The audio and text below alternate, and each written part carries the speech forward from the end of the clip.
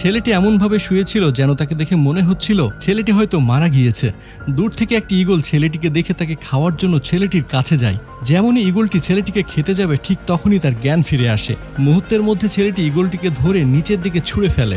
নিজেকে সেই পাথরের উপরে দেখে সে খুব ভয় পেয়ে যায় এবং সাহায্যের জন্য জোরে জোরে চিৎকার করতে থাকে। খুব অল্প সময়ের মধ্যে সে বুঝতে পারে যে সেখানে তাকে সাহায্য করার মতো কেউ নেই। কিন্তু ছেলেটি এত সহজে হার মানার পাত্র ছিল না, তাই সে ঝুলে ঝুলে নিচে নামার সিদ্ধান্ত নিল। কিছুটা নিচে নামার পর বারবার তার পা পিছলে যাওয়ার কারণে ছেলেটি কোনোভাবে নিচে নামতে পারছিল না। কোনো উপায় না পেয়ে ছেলেটি তার সমস্ত শক্তি দিয়ে পাথরটি আঁকড়ে ধরল। কিন্তু আশ্চর্যজনকভাবে কিছুক্ষণ পর সেই স্থানে প্রবল বৃষ্টি শুরু হলো এবং দেখতে দেখতে নিচের মরুভূমি একটা নদীতে পরিণত হলো। ছেলেটি বুঝতে পারে এটাই তার জীবনের শেষ সুযোগ, তাই সে কোনো কিছু চিন্তা না করে সেই নদীতে ঝাঁপ দিল। এখন প্রশ্ন হলো এমন একটা জায়গায় ছেলেটি পৌঁছালো কিভাবে এবং ছেলেটির পরিচয় বা কি? তো এইসব কিছু জানতে আমাদের কাহিনীর কিছুটা পেছনে যেতে হবে। এখানে আমরা ইউরোপিয়ানদের দেখতে পাই যারা উপজাতিতে বাস করত এবং একসাথে শিকার করত। তাদের মধ্যে একটা উপজাতি সর্দারকে দেখানো হয় যার নাম ছিল তাও। শীতের জন্য খাবার সংগ্রহ করার জন্য তিনি তার উপজাতির লোকদের নিয়ে শিকারে বের হয়েছিলেন। তাদের সামনে বিশাল মহিষের একটা পাল ছিল। মহিষের পালটি তাদের আক্রমণ করে। হঠাৎ একটা বন্য মহিষ তাওয়ের ছেলে কেরাকে আক্রমণ করে, আর যাকে আমরা মুভির শুরুতে দেখেছিলাম। তাও তাকে সরে যেতে বলে, কিন্তু সে ভয় পেয়ে যায়। কেরা পালানোর অনেক চেষ্টা করে। বন্য মহিষটি তাকে তার শিং দিয়ে আঘাত করে এবং একটা খাদের দিকে ছুটে যায়। কেরার পিতা তাও এই দৃশ্য দেখতে পান। তিনি তার ছেলেকে বাঁচানোর জন্য মহিষের উপরে বর্ষা ছুঁড়ে মারেন। যদিও বর্ষাটি মহিষের গায়ে লাগে, কিন্তু ততক্ষণে মহিষটি কেরাকে খাদের কিনারার দিকে ছুঁড়ে ফেলেছিল। কেরা খাদের মাঝখানে একটা পাথর আঁকড়ে ধরেছিল। তার বাবা সেখানে পৌঁছে যান এবং তার ছেলেকে বলেন হাল ছেড়ো না। কিন্তু হঠাৎ পাথরটি ভেঙে যায় আর কেরা নিচে পড়ে গিয়ে পাথরের মাঝখানে তৈরি একটি সরু পথে গিয়ে আটকে যায়। কেরার বাবা তাকে বাঁচানোর জন্য নিচে যেতে চান, কিন্তু তার উপজাতির লোকেরা তাকে বাধা দেয়। তারা বলে সেখানে যাওয়ার কোনো পথ নেই, তোমার ছেলে এখন এই দুনিয়াতে নেই, আমরা তোমাকে হারাতে চাই না, তুমি আমাদের উপজাতির সর্দার, তোমার দায়িত্ব আমাদের সকলকে রক্ষা করা এবং আমাদের সকলকে বাড়ি ফিরিয়ে নেওয়া। তাওকে তাদের কথা মানতে হয়, কিন্তু তিনি সারাদিন সারা রাত শিলার কিনারায় বসে তার ছেলেকে ডাকতে থাকেন। পরের দিন সকালে যখন তার ছেলে ফিরে আসে না, তাও এবং তার সহযোগী কেরার স্মরণে একটা ছোট পাথরের স্মৃতিস্তম্ভ তৈরি করে এবং তাদের শিকার নিয়ে নিজ উপজাতিতে ফিরে যায়। কিছুক্ষণ পরে সেখানে বৃষ্টি শুরু হয়, যার ফলে নিচে পানি জমে যায় এবং সে পানিতে পড়ে যায়। এর ফলে সে এই যাত্রায় বেঁচে যায়। কেরা তার ভাঙ্গা পায়ে কাঠ দিয়ে ব্যান্ডেজ করে এবং খাড়া ঢালের উপরে পৌঁছে যায়। সেখানে সে দেখে তার নামে একটা স্মৃতিস্তম্ভ তৈরি করা হয়েছে। সে বুঝতে পারে যে তার বাবা এবং তার উপজাতির লোকেরা বিশ্বাস করে নিয়েছে যে কেরা মারা গিয়েছে।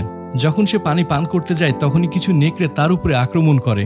কেরা গাছের দিকে পালিয়ে যায়, কিন্তু গাছে ওঠার আগে একটা নেকড়ে তার পা ধরে ফেলে। কেরা তার ছুরি দিয়ে নেকড়েটিকে আহত করে এবং গাছে উঠে যায়।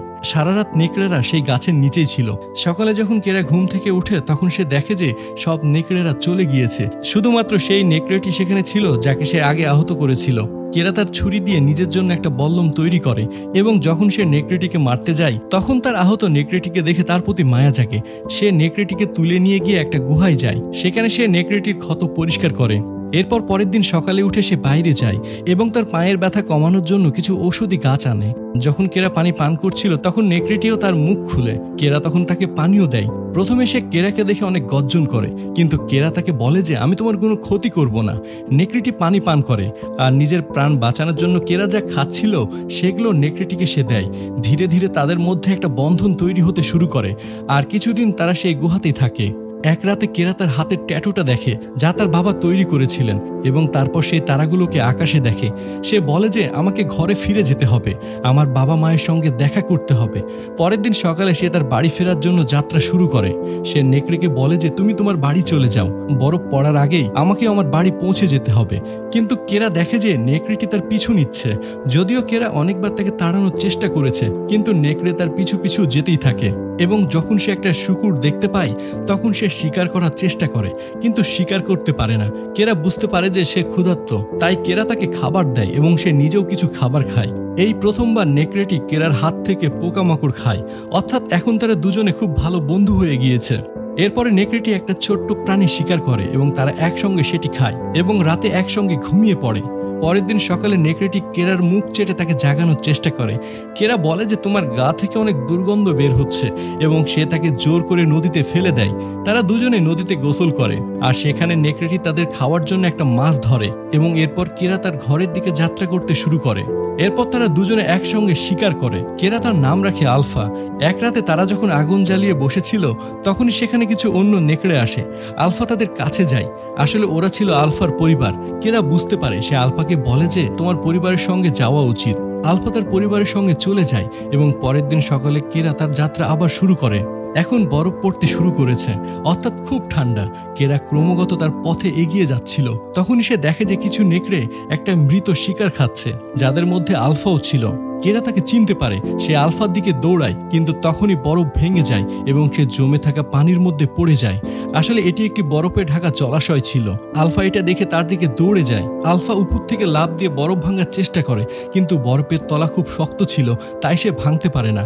কেরার কাছে যে ছুরিটা ছিল সেটা দিয়ে সে বরফ ভাঙে এবং উপরে উঠে আসে, এবং এখন তারা আবার দুজন একসঙ্গে মিলিত হয়েছে। কেরা নিজেকে ঠান্ডা থেকে বাঁচানোর জন্য তার কাপড় খুলে আগুন জ্বালায়।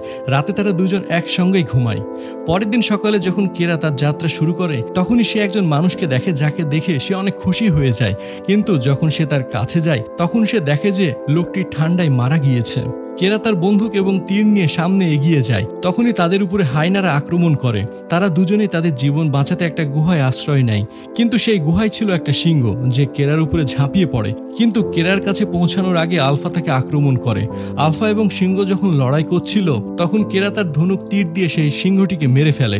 এরপর কেরা আলফার ক্ষতস্থানে ওষুধ লাগায় এবং বলে যে আমি তোমাকে সারা জীবন আমার সঙ্গে রাখবো। এর পরের দিন সকালে তারা আবার তাদের সামনের যাত্রা শুরু করে, যেখানে তারা অনেক ঠান্ডার মুখোমুখি হয় এবং শেষ পর্যন্ত সে একটা স্মৃতিস্তম্ভে পৌঁছে যায়, যা তাদের পূর্বপুরুষদের স্মরণে তৈরি করা হয়েছিল, যেখানে কেরা এই যাত্রা শুরুতে তার পরিবারের সঙ্গে এসেছিল। এটা দেখে সে খুব খুশি হয়ে যায়, কারণ তার পথ একদম সঠিক ছিল এবং তার বাড়ি খুব একটা বেশি দূরে নয়। তারা বরফ ঠান্ডায় ক্রমাগত এগিয়ে যেতে থাকে, কিন্তু এখানে আলফা আহত হওয়ার কারণে সেখানেই পড়ে যায়। কেরা তাকে তার কোলে তুলে নেয় এবং ক্রমাগত এগিয়ে যেতে শুরু করে। কয়েক ঘন্টা ভ্রমণের পর সে তার পরিবারকে দেখতে পায় এবং আলফাকে নিয়ে সে তাদের কাছে পৌঁছে যায়। যখনই সবাই তার কোলে আলফাকে দেখে তখন তারা অবাক হয়, কারণ এই প্রথম কোনো মানুষ একটা জীবন্ত নেকড়েকে তাদের পরিবারের কাছে নিয়ে এসেছে। কেরা তার বাবাকে বলে যে আলফাকে বাঁচান এবং তারপরে সে অজ্ঞান হয়ে যায়। যখন কেরার জ্ঞান ফিরে আসে তখন সে তার ঘরের ভেতরে থাকে। আলফাও তার কাছে আহত অবস্থায় শুয়েছিল। তখনই সেখানে একজন মহিলা আলফার একটি ছোট্ট বাচ্চাকে তুলে নেয় এবং বলে যে আমাদের পরিবারে তোমাকে স্বাগত। আসলে কেরা জানতো না যে আলফা গর্ভবতী ছিল, আলফার বাচ্চা হয়েছে। কয়েকদিন পর তারা দুজনেই সুস্থ হয়ে যায়। তারা একসাথে বসে থাকে, সেখানে আলফার বাচ্চারাও থাকে। এই গল্পটি আমাদের শিক্ষা দেয় যে যাদের হৃদয়ে দয়া, ভালোবাসা এবং বিশ্বাস আছে তারা কেবল মানুষেরই নয়, বরং যে কারো হৃদয় জয় করতে পারে এবং কঠিন থেকে কঠিনতম পরিস্থিতির মুখোমুখি হতে পারে, যেমনটা কেরার হৃদয় ছিল। সে দয়া করে আলফার জীবন বাঁচিয়েছিল, ভালোবাসা দিয়ে তার সঙ্গে বন্ধুত্ব করেছিল এবং বিশ্বাসের সঙ্গে সে তার বাড়ি পৌঁছে গিয়েছিল। অপরদিকে যাদের হৃদয়ে ঘৃণা রয়েছে তারা কেবল শত্রু তৈরি করে এবং এই পৃথিবীকে ধ্বংসের দিকে এগিয়ে নিয়ে যায়। তো আজকের মুভির গল্প যদি আপনাদের ভালো লেগে থাকে তাহলে অন্যদেরকে ভিডিওটি দেখানোর জন্য অবশ্যই ভিডিওটি শেয়ার করুন। এতক্ষণ সময় ধরে আজকের এই ভিডিওটি দেখার জন্য আপনাকে অসংখ্য ধন্যবাদ। ভালো থাকুন, সুস্থ থাকুন।